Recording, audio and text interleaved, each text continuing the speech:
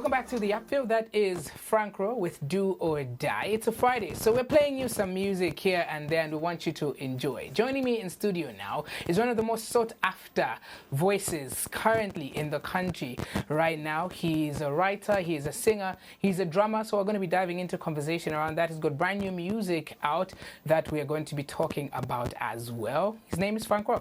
Hey man, how you doing? Proper, man. How are you doing? I'm good. It's good to have you on the show today. I want us to start off from here, and I want us to start off from Pamwamba. I followed your work, and there's somebody who is in your circle. Yeah. I mean, but you play my drums. Yes, and I do. that you started off by playing in the church. Yeah. And everything like that. But now we are seeing more of you playing, and we go to my video time to my post up on social media. Let's start off from there. So I started off as a drummer, then diverted into singing. I used to do mostly church. I started off at church, then later on branched off into doing some gigs here and there.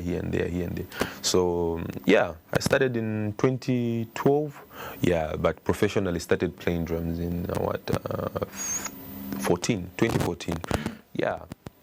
I've always had heard this question from different individuals in the industry, especially that majority of musicians in the world started off maybe on an instrument in the church and maybe vocals in the church and so on and so forth, and they later branched out. Yeah. How critical of a role did your church play, especially in bringing you up as the artist that you are right now? They've done everything, you know. Churches, I would say, provide a platform for us to showcase ourselves. At the same time, they mold us, and also we find opportunities there, you know. And so the church has been of good service, especially to upcoming talent. You know, personally for me, I've developed almost every musical sense that's working to my advantage now in church, you know. So yeah, I've been a church boy for the longest time, man. And I think if not every musician who's making it big now, they've passed through church.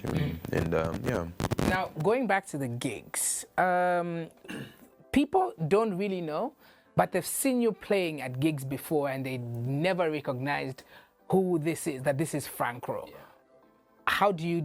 What goes on there? And if you remember, mistake out was as you had. Time is a review secret. Sometimes Tim Abisama, but sometimes I just, you know, when I'm drumming, I'm cool with not being the face. Yeah, and I understand what you know a band setup is and their priorities. You know, at the end of the day, we are trying to bring out a great performance away from kumveka chemushe, you know, outshining everyone. You know, it's more of teamwork. You know, when you're doing band work, it's more of teamwork. So you are thinking for others than you are thinking for yourself. You know, and yeah, that's basically it, man. And before we move away from the subject itself, have you played for any big acts in the country and nobody recognized you? Yeah, man. Name me? I've played for Esther Chungu. I've played for Ebo Chungu. Esther Chungu and Ebo Chungu. I've played for Mumbayachi. Yeah? I've played for... Who else? I've played for... some of these others, I think they were just shows, but I've done Chameleon, I've done JK, I've done who else? I was about to say it, I don't know. Not yet. Not yet. Yeah. You know, but just a few to mention. Yeah. You know. Yeah. Catalog, hopefully, Tinga is one of these fine days. You know. Yeah. Now. Also, I'd like us to get into your EP you dropped over a month ago, Woke. Yeah. It's doing pretty well. People are talking about it. I've seen so many celebrities give you call signs saying you're the next big thing. If you haven't listened to Frank Rowe, what are you listening to? Who are you listening to? And so on and so forth. And I've seen you share these posts consistently on your page, appreciating these people and everything like that. From your own perspective, how would you say the EP is doing, and how do you feel about the way that fans are responding, even celebrities responding to your music? I really appreciate, first of all, you know, when you're working on something, when it's only you and the producers, you know, you're trying to set a mood. You're basically just trying to speak your mind, speak your heart, your emotions over a beat and lyrics, you know. And so, you know, seeing other people resonate with that is something that I can't take lightly, you know. And it's overwhelming at some point, you know, because you have to, you know, just having the fact that so nisopanga cha hivi vintu hivi kanshi, you know, you know, like people have really received it. And one thing that I really love is that I wanted to communicate to the people, I wanted to communicate to their souls, and when I was writing every lyric, it was intentional, you know. And I was just so glad, and I'm so glad that people were able to get the message clearly, you know. And for me, that was the most important thing, you know, the message getting across to them. And yeah, much respect, man. Now, Frank, the groundwork is there and you're still working on it, but you're pretty big on TikTok. Very big on TikTok. And there's I think there was one post that you posted that you didn't know that your song was actually trending on TikTok. I think it's Do or Die. And you found out that the people were doing challenges to it, and you were shocked because when you searched, you found that there was more music that people are using that is under your name itself. Now knowing that you are this big artist on that platform, how are you using it to your advantage? Man, TikTok is it's a more interactive social media app, you know. And so I've you know, TikTok is not so professional, I would say.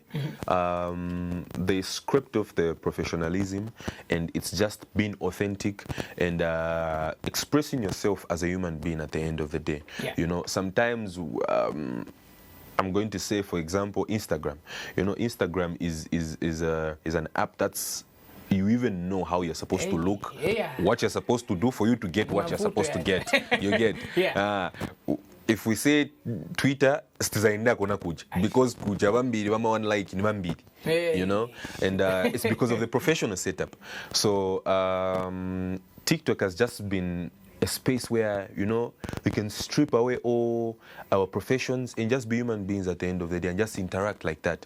So I've been using that to my advantage in the sense that just connecting to the people and the fans on a personal level, away from me being an artist, an influencer.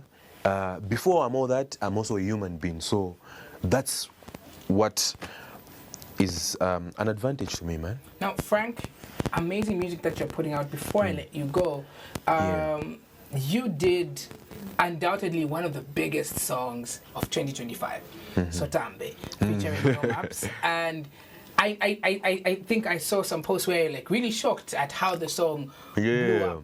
And now you have a brand new visual, your brand new visuals that you're promoting. Yes. That is Ngatewe. And you're promoting that particular song. When you look at the success that you've garnered throughout 2025, what does this song mean to you? And what else are we getting to see from Frank Rowe 2025 and beyond? Definitely more music. Definitely more music. I'm going to announce soon when I'm going to be dropping my next project.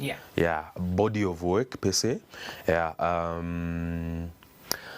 Ngatewe. Oh my God.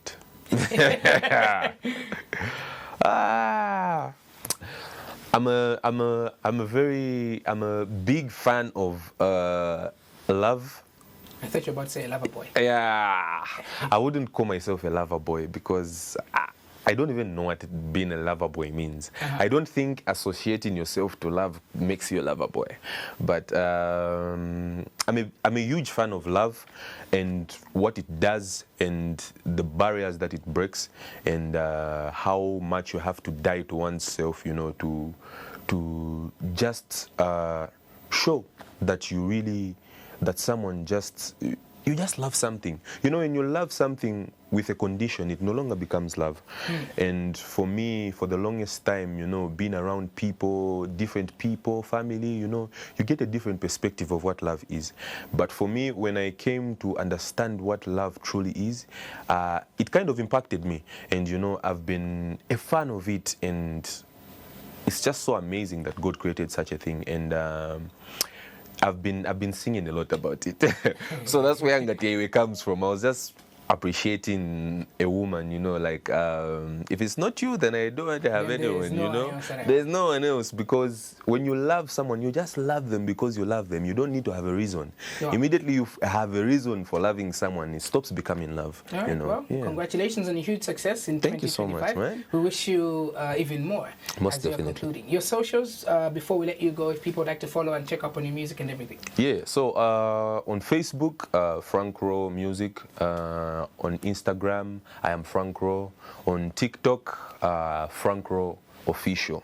Yeah, those are my platforms. My music is on every digital platform. So don't hesitate. Please go and have a listen. Make sure your headsets are high quality and original. Please don't go and buy headsets for 15 kwacha and X. Hey! Icon, thank you very much for joining me, on the show. Shout out to you. Thank you so much, man. Peace out. All right. Here's Ngatewe, a brand new visuals coming through from Frank Rowe. On the other side, we continue with the Upville.